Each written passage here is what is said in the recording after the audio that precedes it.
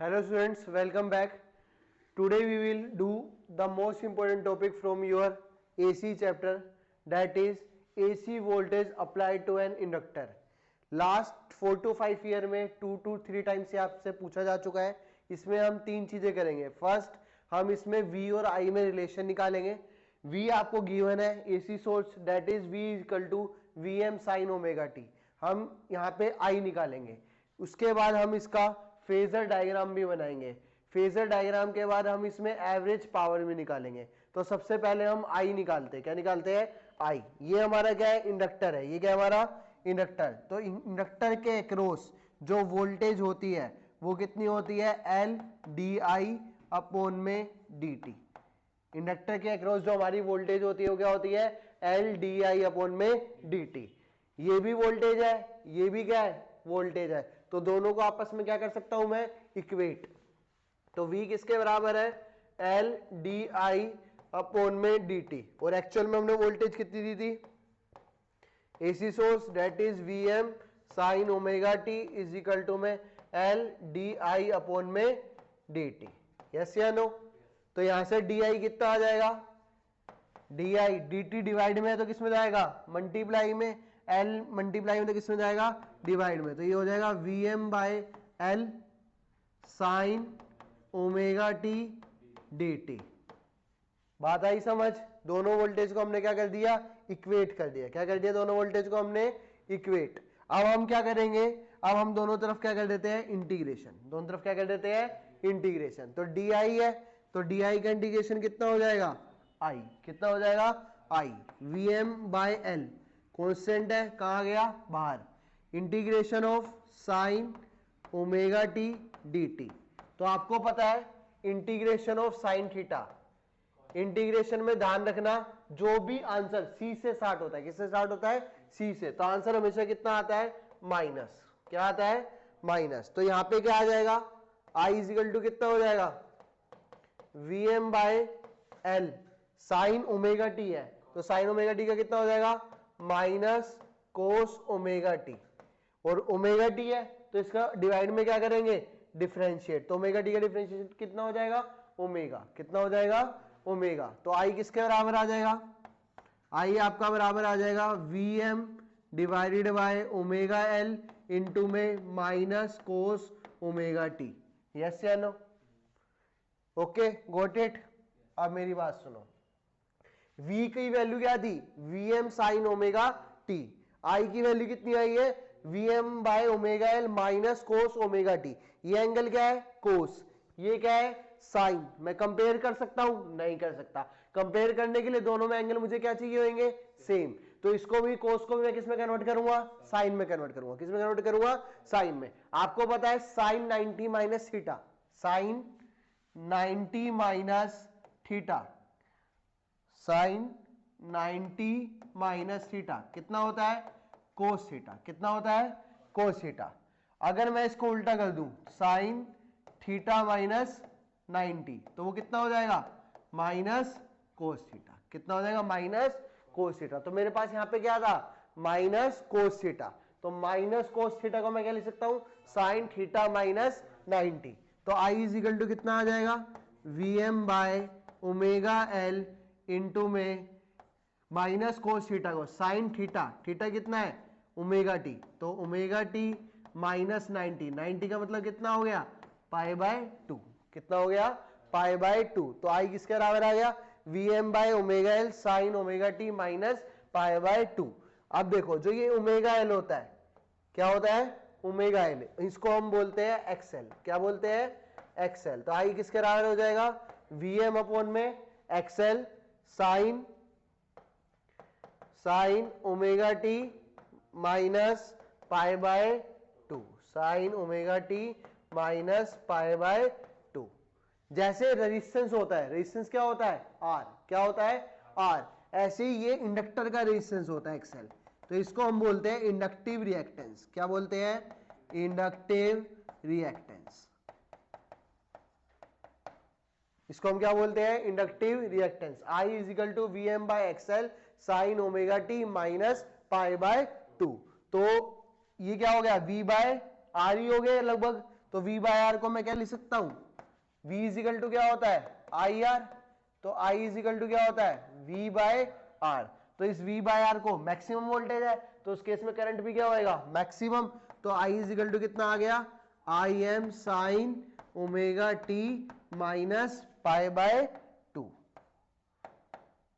Omega t minus pi by 2। ये हमारी किसकी वैल्यू आ गई आई की, किसकी वैल्यू आ गई आई की। वोल्टेज की वैल्यू क्या थी V M sine omega t. अब इधर देखो ढंग से देखो, आई कितना है I M sine omega t minus pi by 2, मतलब कुछ ना कुछ क्या हो रहा है कम हो रहा है, माइनस है तो कुछ ना कुछ क्या हो रहा है कम हो रहा है, मतलब आई की जो वैल्यू है वो वी से क्या है छोटी है, पर कितनी छोटी है पाई बाय 2, कितनी छोटी है पाई बाय 2। तो यहीं से दो वर्ड होते हैं, एक होता है लैग और एक होता है लीड।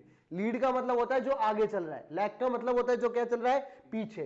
तो यहां पे आई क्या है माइनस पाई बाय 2, मतलब आई क्या है पीछे है, किससे वोल्टेज से। तो मैं क्या लिख सकता हूं यहां पे current lag voltage bye an angle pi by 2। और क्या बोल सकता हूं मैं, वोल्टेज क्या कर रहा है लीड कर रहा है, वोल्टेज क्या कर रहा है लीड, वोल्टेज क्या कर रहा है लीड कर रहा है किसको करंट को by an angle pi by 2। भाई माइनस हो रहा है ना पाई बाय 2, तो डिफरेंस कितने का है पाई बाय 2 का है। या तो करंट लीड कर रहा है या क्या कर रहा है वोल्टेज लीड, पर यहां पे कौन लीड कर रहा है वोल्टेज, क्योंकि करंट में से क्या हो रहा है minus pi by 2। Same case आप इंडक्टर का, ये कैपेसिटर में क्या आता है प्लस पाई बाय 2 आता है, तो प्लस का मतलब क्या हुआ वहां पे क्या लीड कर रहा होगा करंट, यहां पे कौन लीड कर रहा है वोल्टेज, यहां पे कौन लीड कर रहा है वोल्टेज। ये हमारा हो गया V और I में रिलेशन। अब हम निकालेंगे एवरेज पावर, इसके बाद हम क्या निकालेंगे फिर फेजर डायग्राम इसका, वो भी बहुत इंपॉर्टेंट है फेजर डायग्राम। तो देखो इधर अगर मैं एवरेज पावर की बात करूं तो पावर का फॉर्मूला क्या होता है V इंटू आई, कितना होता है V इंटू आई। अभी मैंने निकाला पावर का फॉर्मूला क्या होता है V इंटू आई। V पता है हमारे को कितना था V M sine omega t, I कितना था आई कितना था अगर इधर बात करूं I m minus cos omega t, तो मैं क्या बोल सकता हूं minus I m cos omega t. इधर देखो वापिस इस V m by omega L को तो मैं आई एम लिख सकता हूं ना, ये पूरा क्या था मेरा आई एम ही तो था, ये आई एम था, इसको मैंने क्या लिख लिया एज इट इज, तो ये कितना हो गया मेरा minus I m cos omega t. तो P कितना आ गया मेरा minus V M I M sine omega t into में cos omega t, V M I m minus sine omega t cos omega t. अब मैंने क्या किया इसमें 2 से मल्टीप्लाई कर दिया और 2 से क्या कर दिया डिवाइड, 2 से मल्टीप्लाई कर दिया 2 से क्या कर दिया डिवाइड। तो पावर का फॉर्मूला कितना आ गया minus V M I M 2 sine theta cos theta, 2 sine theta cos theta, किसका फॉर्मूला होता है साइन 2 थीटा का, तो ये कितना हो जाएगा sine 2 omega t divided by 2। ठीक है, ये किसका फॉर्मूला आ गया पावर का, किसका फॉर्मूला आ गया पावर का। अब हमें क्या निकालना है एवरेज पावर, क्या निकालनी है एवरेज पावर। तो एवरेज पावर कितनी हो जाएगी, एवरेज पावर के ऐसे बार लगा दो, इसका मतलब भी क्या है एवरेज, और क्या लिख सकता हूं मैं उसको पी एवरेज, क्या लिख सकता हूं और क्या लिख सकता हूं मैं इसको ये वाला सिंबल लगा दो, ये भी किसका सिंबल होता है एवरेज का, किसका सिंबल होता है एवरेज का। ठीक है, तो पी एवरेज कितना हो जाएगा ये sine minus V M I M by 2 sine 2 omega t है ना। V M I M by 2 constant है, कहा गया बाहर, तो एवरेज पावर कितनी हो जाएगी minus V M I M divided by 2 sine 2 omega t, और साइन 2 ओमेगा टी की एवरेज वैल्यू कितनी होती है 0। तो average power in inductive circuit कितना आ गया 0। जब एसी सोर्स हमारा इंडक्टर से लगा हुआ है तो इस केस में जो हमारी एवरेज पावर होती है वो कितनी निकलती है 0 निकलती है, कितनी निकलती है 0।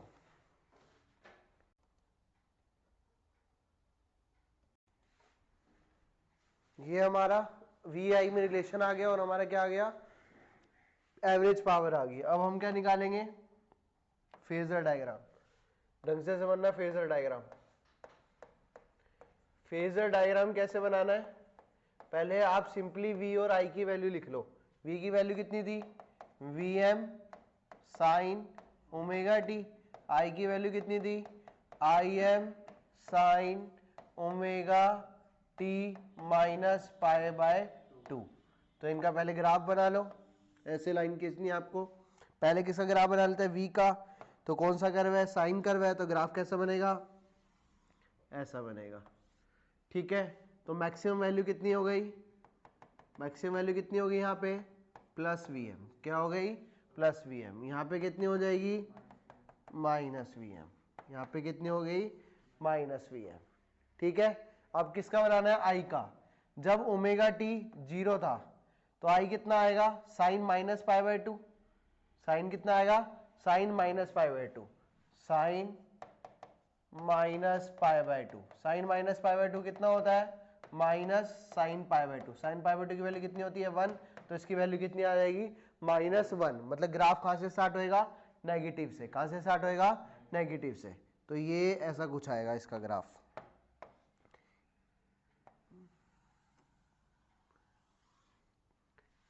ठीक है, तो इसकी जो इधर मैक्सिमम वैल्यू हो जाएगी वो कितनी हो जाएगी, माइनस आई एम। और ये वाली मैक्सिमम वैल्यू कितनी हो जाएगी, प्लस आई एम। कितनी होगी, प्लस आई एम। ये बन गया। v इजिकल टू क्या था, V M sine omega t. i is equal to क्या था, I M sine omega t minus pi by 2। अब मुझे क्या करना है, किसी भी ओमेगा t1 एंगल पर, किसी भी ओमेगा t1 पर ये ऊपर ड्रॉ कर दो और नीचे भी ड्रॉ कर दो। यहाँ पे किसको कट कर रहा है, करंट को। यहाँ पे किसको कट कर रहा है, वोल्टेज को। यहाँ पे लाइन जहां कट कर रहा है, ये पैरेलल लाइन इधर ले आओ, ये इधर से ही पैरेलल लाइन ले आओ। ये किसको कट कर रहा है, वोल्टेज को। एंगल कितना है ये, ओमेगा t1। कितना एंगल है, ओमेगा t1। मतलब यहाँ पे ओमेगा टी की जगह पुट कर दूंगा ओमेगा t1। तो ये वाली लेंथ कितनी हो जाएगी, vm साइन ओमेगा t1। ये कितना हो जाएगा, vm sine omega t1। Similarly ये कितना हो जाएगा, ये क्या है, i। ये क्या है, i। तो ये वाली लेंथ कितनी हो जाएगी, i ओमेगा टी की जगह कितना पुट कर दोगे, ओमेगा t1। तो I am sine omega t1 minus pi by 2। और इन दोनों के बीच में डिफरेंस कितना था, पाई बाय 2 का। बताया था ना, इन दोनों के बीच में डिफरेंस कितना था, पाई बाय 2 का। डिफरेंस को हम क्या बोलते हैं, फेज डिफरेंस और एंगल डिफरेंस। डिफरेंस को हम क्या बोलते हैं, फेज डिफरेंस और एंगल डिफरेंस। यहाँ पे कितना डिफरेंस आ रहा था, पाई बाय 2 का। तो यहाँ का जो फेज डिफरेंस है क्या है, फेज डिफरेंस। फेज डिफरेंस को और क्या बोलते हैं, एंगल डिफरेंस। क्या बोलते हैं, एंगल डिफरेंस। फेज डिफरेंस और एंगल डिफरेंस हमारा कितना आ रहा है, पाई बाय 2। कितना आ रहा है हमारा, पाई बाय 2। देखो आपको दिख भी रहा है, यहाँ पे वोल्टेज क्या है, ऊपर है। ये क्या है हमारी वोल्टेज, ये क्या है हमारा करंट। इनके बीच में डिफरेंस कितना आ गया, पाई बाय 2। आगे कौन है, वोल्टेज। ये निकाला था। वोल्टेज इंडक्टर के केस में क्या करती है, लीड करती है। करंट क्या करता है, लैग करता है। कितने एंगल से लैग करता है, बाय पाई बाय 2 से। इसे हम क्या बोलते हैं, फेजर डायग्राम। क्या बोलते हैं, फेजर डायग्राम। तो ये तीनों चीज इंपॉर्टेंट है इसके अंदर। इंडक्टर केस में एवरेज पावर निकालना, आपका V और I में रिलेशन निकालना और फेजर डायग्राम निकालना। आई होप आपको समझ आया होगा। Thank you.